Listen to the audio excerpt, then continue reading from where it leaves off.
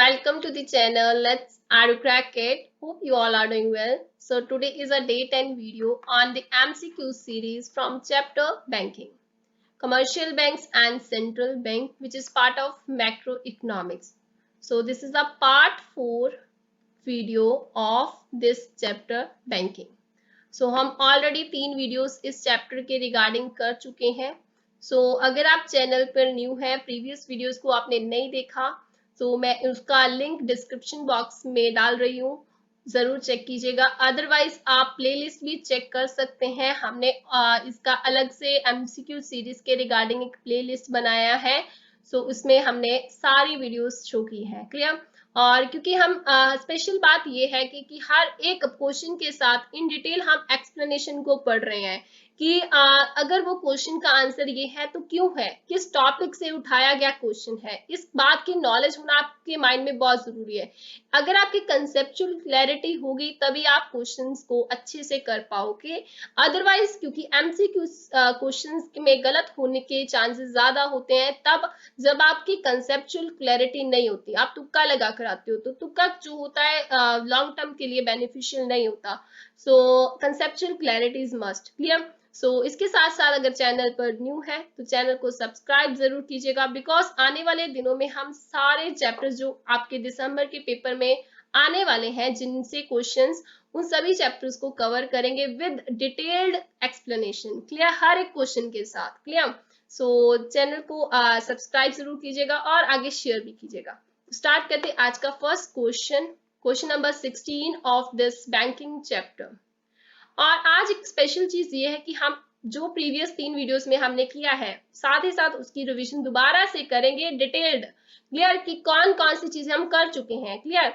साथ ही साथ हम एक नया कंसेप्ट भी सीखेंगे जो कि इसके साथ टॉपिक कंप्लीट करेगा, ये टॉपिक को कंप्लीट कर देगा ये वाले को. लेकिन बैंकिंग का चैप्टर जो है कंप्लीट नहीं हुआ अभी. क्लियर? So start करते हैं. First question is overdraft facility refers to a facility in which a customer is allowed to overdraw his dash up to an agreed limit. Overdraft facility के बारे में बात कर रहे हैं. Overdraft facility क्या है? Refers to the facility in which customer is allowed to overdraw his dash. क्या overdraw करवा सकता है वो? Up to an agreed limit. अगर आपने प्रीवियस वीडियोस को अच्छे से देखा है तो इसका हिंट आपको प्रीवियस वीडियो से ही मिल जाएगा. लेकिन क्या, कौन सी चीज है ओवरड्राफ्ट फैसिलिटी? अब ओवरड्राफ्ट अगर आपको थोड़ा सा पता है, जिसमें क्या बोल रहे हैं कि ओवरड्रा करवा सकता है कस्टमर को अलाउ होता है up to agreed limit. Clear? एक स्पेसिफिक लिमिट तक वो ओवरड्रा करवा सकता है. अब उसके अकाउंट में अगर मान लीजिए कि 1 लाख रुपीज है, एक पर्सन के अकाउंट में 1 लाख रुपीज है. अब वो चाहता है कि 1 लाख से भी अबव सारे पैसे निकलवा ले बैंक से, उससे भी अबव कुछ वो निकलवाना चाहता है, विड्रॉ करवाना चाहता है. तो अगर उसने मान लीजिए कि 1 लाख उसके अकाउंट में था, उसने 1,25,000 बैंक से निकलवा लिया, तो वो जो चीज 1,25,000 जो उसने ज्यादा निकलवाया वो क्या था? वो ओवरड्रॉ था उसका. तो इस चीज को क्या बोलेंगे? मतलब कि उसने ओवरड्रॉ कहाँ से करवाया ये पता करना है. कैश डिपॉजिट से करवाया, करंट डिपॉजिट से करवाया, फिक्स डिपॉजिट से करवाया या सेविंग डिपॉजिट से करवाया, कौन सी चीज से करवाया? अगर आपने प्रीवियस वीडियोस को देखा है तो देखिए क्या है कि ओवरड्रॉ दो कंडीशंस में होता है. एक तो हो सकता है जब किसी पर्सन के पास क्रेडिट कार्ड है. क्रेडिट कार्ड, अब इसमें ऑप्शंस में तो कहीं पर भी क्रेडिट कार्ड की ऑप्शन नहीं है, तो ये तो पहले नंबर पर ही गलत हो जाती है चीज. तो दूसरी कंडीशन क्या होती है? जब एक बिजनेस पर्पस के लिए किसी पर्सन ने अकाउंट खुलवाया है. कौन सा अकाउंट होता है?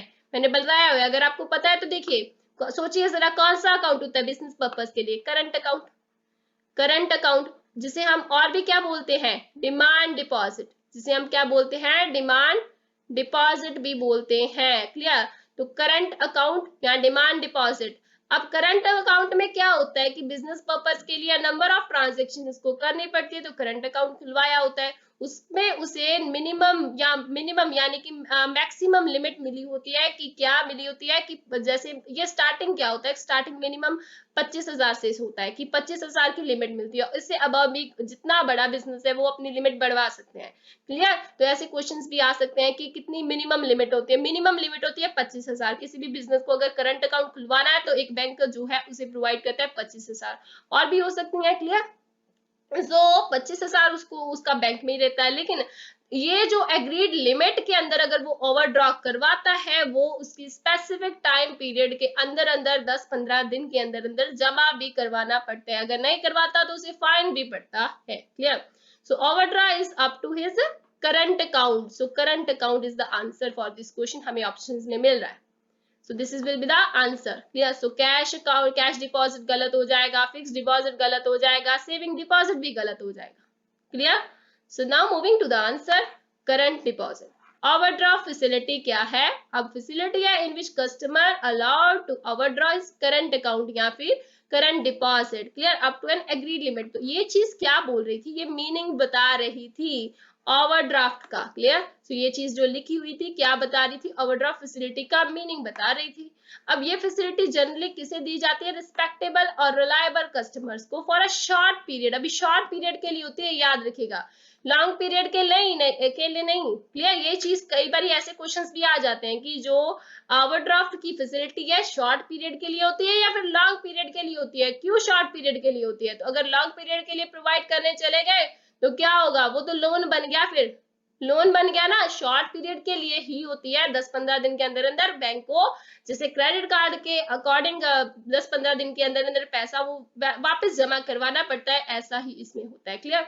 अब कस्टमर हैव टू पे, क्या करना पड़ता है? उसको इंटरेस्ट पे करना पड़ता है बैंक को on the amount overdrawn bye them. Clear? जितना भी उसने ओवरड्रॉन किया है बैंक उससे इंटरेस्ट भी लेता है। Clear? Now moving to the next question number 17, assertion or reason का क्वेश्चन है, from the facility of discounting of bill of exchange। अब बिल ऑफ एक्सचेंज का क्वेश्चन आ गया। अब अगर आपको याद हो कि बिल ऑफ एक्सचेंज आपने पढ़ा हुआ है, +1 क्लास में आपने पढ़ा हुआ है, +1 के अकाउंट्स में आपने ये चैप्टर पढ़ा हुआ है। क्लियर? इस टॉपिक का। तो डिस्काउंटिंग ऑफ बिल के बारे में बोल रहे हैं कि ये फैसिलिटी है जिसमें बैंक करता है deduct as a commission and pay कर देता है balance amount to the holder of bill. Holder of bill को बैलेंस अमाउंट दे देता है। अब इसके रिगार्डिंग देखिए, मैंने ऑलरेडी आपको बताया हुआ है असर्शन और रीजन के क्वेश्चन करने का तरीका। पहली बात तो असर्शन आपको देखना है कि जो एक्सप्लेन किया है वो करेक्ट वे में बोला है या नहीं बोला। अब जैसे भी हमने पढ़ा कि डिस्काउंटिंग ऑफ बिल बोल रहे कि बैंक क्या करता है, डिडक्ट कर लेता है कमीशन। और जब भी कोई पर्सन डिस्काउंट करवाता है बिल ऑफ एक्सचेंज को तो बैंक उसमें क्या करता है, कुछ परसेंटेज ऑफ अमाउंट, जितना भी बिल पर अमाउंट लिखा होता है उसका कुछ percentage of amount as a commission अपने पास रख लेता है और बाकी का अमाउंट वो किसको दे देता है? होल्डर ऑफ बिल को दे देता है और बिल अपने पास रख लेता है। क्लियर? ये प्रोसेस होता है। तो यही चीज वो बोल रहे हैं, यही चीज बोल रहे हैं ना इसमें, bank deduct commission and pay a balance amount to the holder of bill, यही चीज बोल रहे हैं। तो इसका मतलब क्या हुआ? असर्शन बिल्कुल करेक्ट चल रहा है। बाद में क्या करना है आपने, दूसरी चीज, पहली तो असर्शन ध्यान से पढ़ा वो बिल्कुल सही है, फिर रीजन ध्यान से पढ़ना है, अगर वो सही है तो आपको बीच में लगा देना है बिकॉज। फिर आपको लिंक करके देखना है कि ये दोनों क्या आपस में लिंक्ड है या नहीं है। अगर तो लिंक्ड है तो आपका आंसर उसी अकॉर्डिंग होगा, अगर नहीं होते तो फिर उसके अकॉर्डिंग आपका आंसर बनेगा। क्लियर? अब इसका रीजन क्या बोल रहे हैं, facility of bills of exchange help the holder of bill to discount it from the bank before the maturity. तो देखिए बिल ऑफ एक्सचेंज के बारे में यहाँ पर भी facility of bill of exchange के बारे में बात करे थे, यहाँ पर भी इससे थोड़ा सा तो हमें पता चल रहा है कि ये आपस में रिलेटेड ही बात कर रहे हैं। Clear? Facility of bill of exchange क्या करता है, हेल्प करता है एक होल्डर ऑफ बिल को to discount it from bank, bank से डिस्काउंट करवाने के लिए हेल्प करता है from the before the maturity. Before the maturity, तो बिफोर द मेच्योरिटी करवाएगा ना, अगर मेच्योरिटी पे करवाना होता तो वो जिसने बिल रिसीव किया है उसी के पास चला जाता ना, मेच्योरिटी के पास अगर करवाना होता। अगर उसे पहले पैसे की जरूरत है तभी तो वो बिफोर द मेच्योरिटी, पहले ही जरूरत है तभी बैंक के पास गया ना। तो इसका मतलब ये बिल्कुल करेक्ट है रीजन में।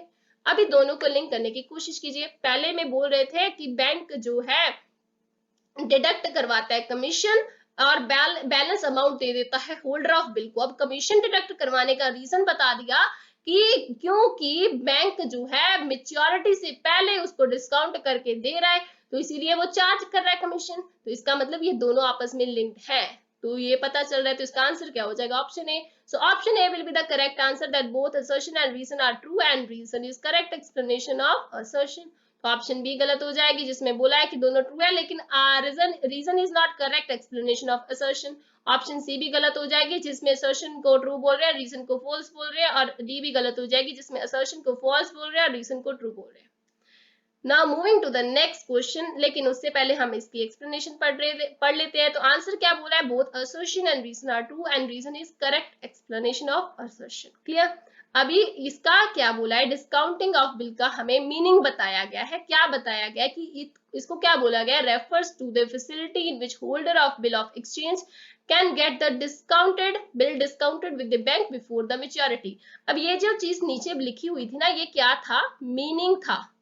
मीनिंग था इसका, रीजन में जो लिखा गया था। तो ये मीनिंग किस वजह से था?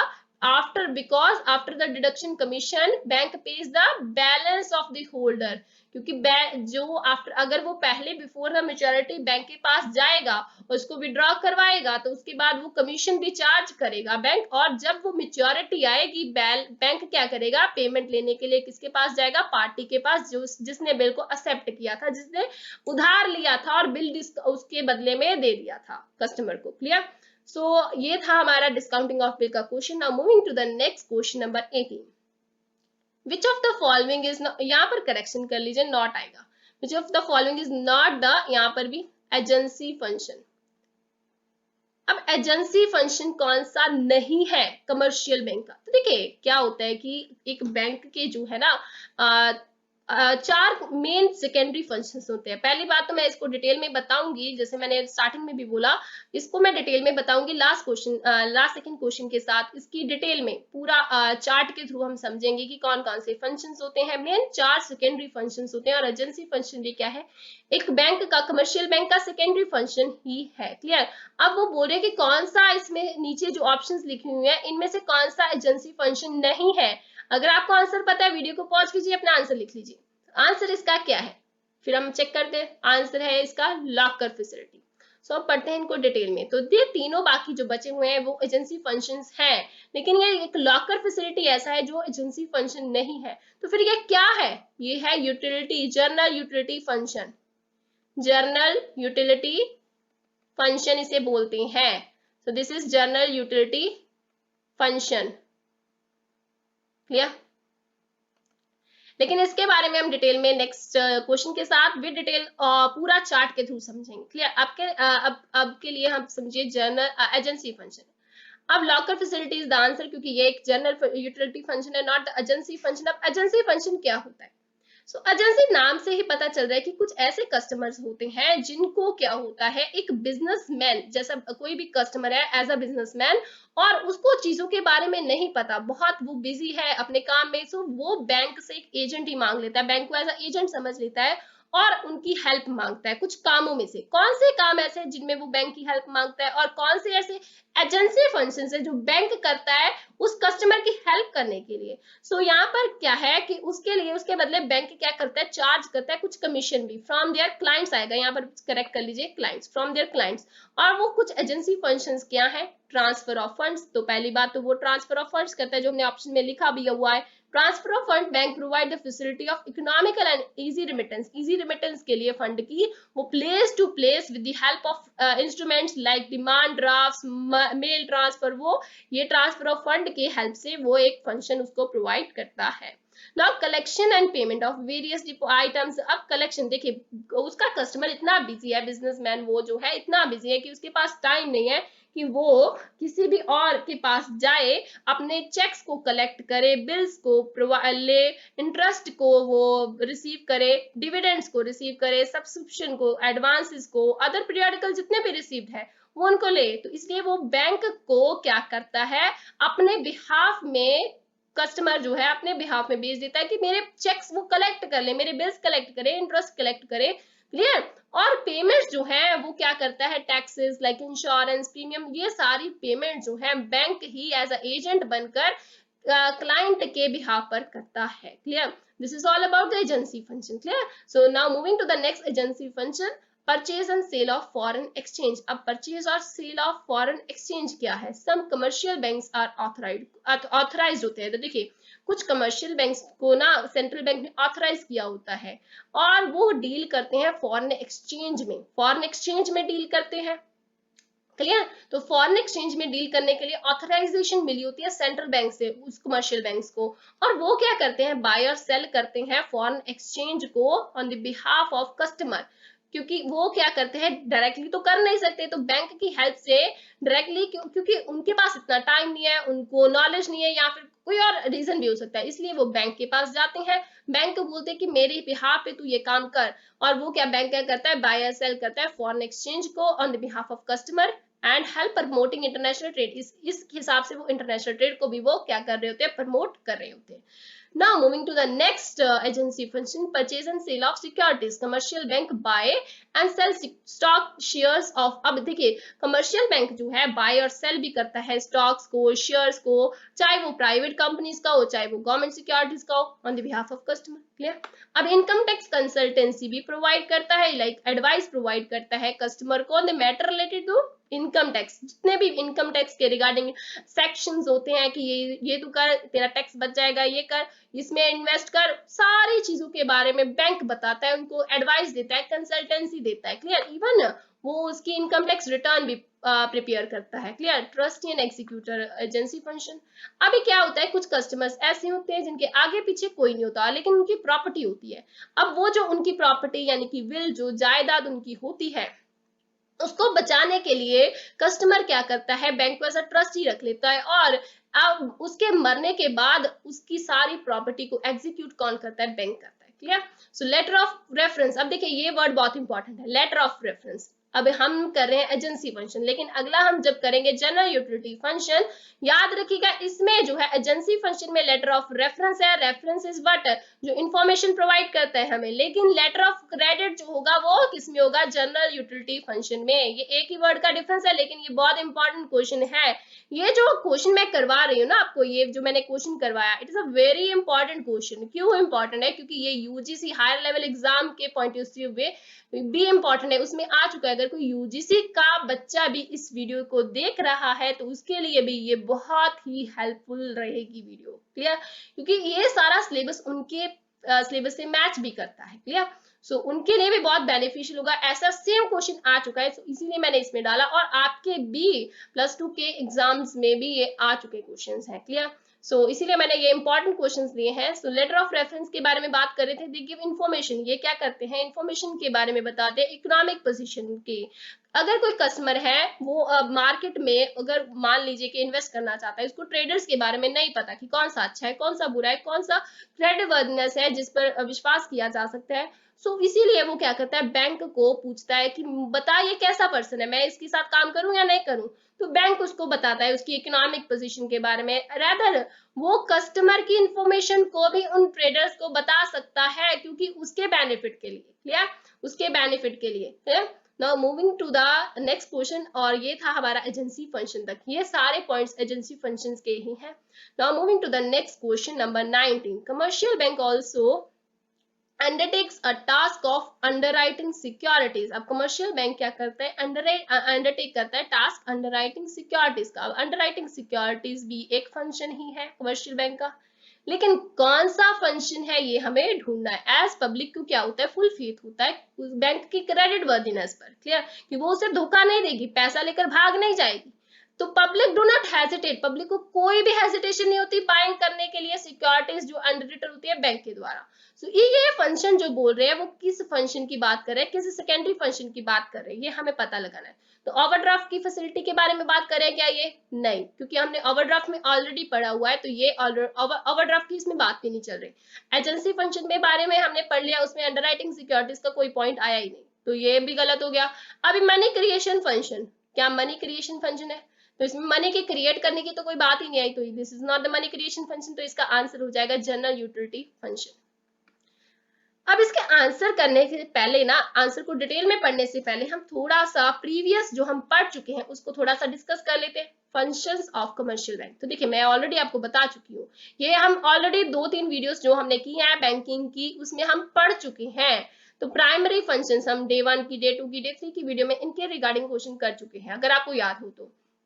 अगर आप चैनल पर न्यू हो तो मैं आपको बता चुकी हूँ कि उनके लिंक डिस्क्रिप्शन बॉक्स में है, आप चेक कर सकते हैं कि कौन से ऐसे प्राइमरी फंक्शंस हैं, आप उनको पढ़ सकते हैं डिटेल में। अगर आप चाहते हैं तो आप प्रीवियस वीडियो को देखिए, क्लियर। सो इसमें मैं सिर्फ आपकी रिवीजन करवा रही हूँ कि प्राइमरी फंक्शंस क्या है, प्राइमरी फंक्शंस के कौन कौन से पार्ट है। तो हम ऑलरेडी पढ़ चुके थे कि जब भी एक फाइनेंशियल इंस्टीट्यूशन को भी बैंक बनना होता है तो उसके दो मेन इंपॉर्टेंट फंक्शंस को होने का जरूरी थे, एक्सेप्टिंग डिपॉजिट और एडवांसिंग लोन। ये उसके प्राइमरी फंक्शन है किसी भी बैंक के, क्लियर। बैंक बनने के लिए, किसी भी इंस्टीट्यूशन को बैंक बनने के लिए दो मेन प्राइमरी होंगे, तभी बेसिक होगा, तभी सेकेंडरी पर जा पाएगा, क्लियर। एक्सेप्टिंग डिपॉजिट और एडवांसिंग लोन। अब एक्सेप्टिंग डिपॉजिट में कौन कौन से डिपॉजिट किए थे, current deposit, fix deposit, saving deposit. Deposit के रिगार्डिंग हम ऑलरेडी क्वेश्चन कर चुके हैं। अब एडवांसिंग लोन के रिगार्डिंग भी कर चुके हैं, cash credit, demand loan, short term loans, ये सारे क्या है एडवांसिंग लोन के रिगार्डिंग। सेकेंडरी फंक्शंस, अब सेकेंडरी फंक्शंस कौन कौन से हैं, overdraft facility, discounting, bill of exchange, clear. ये हमने पहला क्वेश्चन किया आज, ये सेकंड क्वेश्चन किया इसके रिगार्डिंग। एजेंसी फंक्शन के रिगार्डिंग थर्ड क्वेश्चन किया। अभी फोर्थ क्वेश्चन जो हमने कर रहे हैं जनरल यूटिलिटी फंक्शन के रिगार्डिंग है। ये सारे क्या है सेकेंडरी फंक्शंस हैं बैंक के, कमर्शियल बैंक के। तो देखिए आगे पढ़ते तो देखिए एजेंसी फंक्शन के रिगार्डिंग हम कर चुके हैं कि एजेंसी फंक्शंस के कौन कौन से फंक्शंस हैं आते हैं। ट्रांसफर ऑफ फंड्स आते हैं, कलेक्शन ऑफ पेमेंट्स आते हैं, various items, purchase and sale of foreign exchange आता है, purchase and sale of securities आता है, इनकम टैक्स कंसल्टेंसी आता है, ट्रस्टी एंड एग्जीक्यूटर आता है, लेटर ऑफ रेफरेंस आता है। तो ये लेटर ऑफ रेफरेंस मैंने आपको बोला था ना बहुत इसमें और इसमें मैच करता है। तो देखिए यहाँ पर जनरल यूटिलिटी फंक्शन में अब देखिए लेटर ऑफ क्रेडिट आ रहा है, क्रेडिट आ रहा है ना, सिर्फ एक ही वर्ड का डिफरेंस है, लेकिन इससे आपका क्वेश्चन गलत होने के चांसेस हो सकते हैं कि पेपर में पूछा जा सकता है कि ये लेटर ऑफ क्रेडिट है, ये कौन सा फंक्शन है। आपके माइंड में अगर कंसेप्चुअल क्लैरिटी है ना कि रेफरेंस है तो एजेंसी पर जाना है, अगर क्रेडिट की बात आ गई तो जनरल यूटिलिटी फंक्शन पर जाना है, क्लियर। तो जो एजेंसी फंक्शंस होते हैं कुछ स्पेशल फंक्शंस होते हैं, कुछ स्पेशल कस्टमर को प्रोवाइड किया जाता है, लेकिन ये जो जनरल यूटिलिटी फंक्शंस होते हैं ये जनरल पब्लिक को भी प्रोवाइड होते हैं। कस्टमर का स्पेशल होना जरूरी नहीं है, क्लियर। कस्टमर का स्पेशल होना जरूरी नहीं है इस केस में। तो लॉकर फैसिलिटी नाम से ही पता चल रहा है कि सबको प्रोवाइड होती है। ट्रैवलर्स चेक के बारे में अभी पढ़ते हैं हम, लेटर ऑफ क्रेडिट होती है जनरल यूटिलिटी फंक्शन। अब अंडरराइटिंग ऑफ सिक्योरिटीज के बारे में क्वेश्चन था, तो ये कौन सा फंक्शन है अभी हमने देखा, ये जनरल यूटिलिटी फंक्शन है। कलेक्शन ऑफ स्टैटिस्टिक्स, अब इनके बारे में हम डिटेल में पढ़ते। तो देखिए आंसर हमारा जनरल यूटिलिटी फंक्शन ही है। किसके बारे में पूछा गया था, अंडरराइटिंग ऑफ सिक्योरिटीज के बारे में कि ये कौन सा फंक्शन है, ये जनरल यूटिलिटी फंक्शन है। अब जनरल यूटिलिटी फंक्शन कौन कौन से होते हैं, लॉकर फैसिलिटी नाम से पता चल रहा है कि बैंक जो है कमर्शियल बैंक जो है सेफ्टी ऑफ वॉलेट और लॉकर के लिए, वैल्यूएबल आर्टिकल्स के लिए वो सेफ कस्टडी प्रोवाइड करता है कस्टमर को। ट्रैवलर्स चेक, अब ट्रैवलर्स चेक क्या है, commercial bank issue travellers cheque to the customer to avoid the risk of taking cash during the journey. अब रिस्क जो है कैश का ड्यूरिंग द जर्नी अवॉइड करने के लिए कमर्शियल बैंक क्या करता है, ट्रैवलर्स चेक प्रोवाइड करता है कस्टमर को कि अगर वो उसको डर है कि उसका कैश गुम हो जाएगा, लॉस हो जाएगा, उस लॉस को अवॉइड करने के लिए वो क्या करता है कमर्शियल बैंक से इशू करवा लेता है ट्रैवलर्स चेक कि वो उनको यूज करके अपनी शॉपिंग या कुछ भी करना है तो यूज करके कर सके, क्लियर। सो ये था travelling cheque, clear. Letter of credit, अब लेटर ऑफ क्रेडिट क्या है, अब देखिए कोई भी कस्टमर है बैंक का, बैंक के साथ बहुत अच्छा है, बैंक के साथ बहुत ही अच्छा है, डील कर रहा है, सारे काम बैंक से वो डीलिंग में बहुत अच्छा है, लेकिन क्या होता है कि मार्केट में उसकी इतनी पहचान नहीं है, उसे कोई जानता नहीं है। सो उसकी वो मार्केट में पहचान बनाने के लिए वो बैंक के पास जाता है, कहता है कि मुझे तो लेटर ऑफ क्रेडिट का सर्टिफिकेट दे दो, मैं आपके साथ बहुत अच्छा हूँ, मार्केट में भी आगे बढ़ना चाहता हूँ, तो मुझे अपने फाइनेंशियल कंडीशन को शो करने के लिए कि मैं अच्छा हूँ, मेरे साथ काम कीजिए, इस वजह से मुझे एक लेटर ऑफ क्रेडिट का सर्टिफिकेट दे दो, तो वो दे देता है। So this is all about letter of credit, clear. Underwriting of securities के बारे में हम ऑलरेडी पढ़ चुके हैं इन क्वेश्चन में कि commercial bank do not undertake task of underwriting securities, also undertake task of underwriting securities, clear। as public को क्या होता है, फुल फेथ होता है क्रेडिट वर्दीनेस पर बैंक की, तो पब्लिक क्या होते हैं, बिल्कुल हेजिटेट नहीं करते बाइंग करने के लिए जो बैंक की अंडरराइटिंग सिक्योरिटीज होती हैं, clear.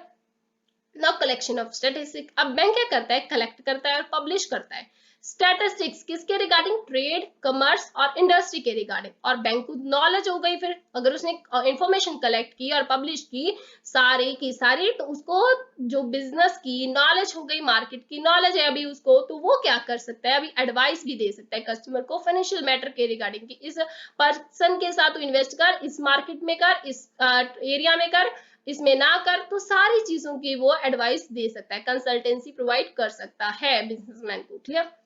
Now this is all about the general utility functions. Clear? Now moving to the next question of this video and last question of this video. लेकिन ये least question नहीं है, आने वाले lessons में हम और भी questions करेंगे banking के regarding. So question number 20. Commercial bank receives deposits from the public and use these deposits to give loans. However, loans offered are many times more than deposit received by the bank. This function of bank is known as. अब कौन सी क्या बात कर रहे हैं वो कि commercial bank क्या करता है, रिसीव करता है डिपॉजिट्स को, किससे, पब्लिक से, और यूज करता है these deposits to give loans, loan को देने के लिए इनको यूज करता है, लेकिन ये लोन्स जो देता है, ऑफर करता है मेनी मोर टाइम्स, बहुत कई गुना ज्यादा होते हैं देन किससे, deposit received by the bank, जो बैंक ने रिसीव किए होते हैं डिपॉजिट्स उनसे कई गुना ज्यादा होते हैं। This function of bank is known as. अब ये जो बैंक का फंक्शन है इसे क्या बोलते हैं, अभी ये मतलब ये भी फंक्शन ही है, लेकिन कौन सा फंक्शन है ये हमें बताना है। क्लियर? कमर्शियल बैंक क्या करता है, रिसीव करता है, पहले तो डिपॉजिट रिसीव किया उसने पब्लिक से, फिर उन डिपॉजिट को यूज किया लोन देने के लिए, और ये लोन उसने जो दिया वो कई गुना ज्यादा दे दिया, किससे, जो बैंक ने रिसीव किया डिपॉजिट्स। तो इस फंक्शन को क्या बोलेंगे, इस फंक्शन को क्या सेविंग डिपॉजिट बोलेंगे? नहीं, सेविंग डिपॉजिट में तो ऐसी कोई बात नहीं होती। क्लियर? लिमिट होती है ना, उसे ज्यादा दे नहीं सकता। डिमांड डिपॉजिट नहीं, बिल्कुल भी नहीं। तो इसमें क्या हो रहा है, इस चीज में क्या हो रहा है, मनी की बात हो रही है कि मनी क्रिएट कर रहा है बैंक इससे, तो इसका आंसर क्या है, मनी क्रिएशन। सो ये बेसिक मीनिंग ही है किसका, मनी क्रिएशन का। Clear? So none of these भी गलत हो जाएगा। Clear? Now moving to the answer, तो आंसर इसका क्या है, मनी क्रिएशन ही है।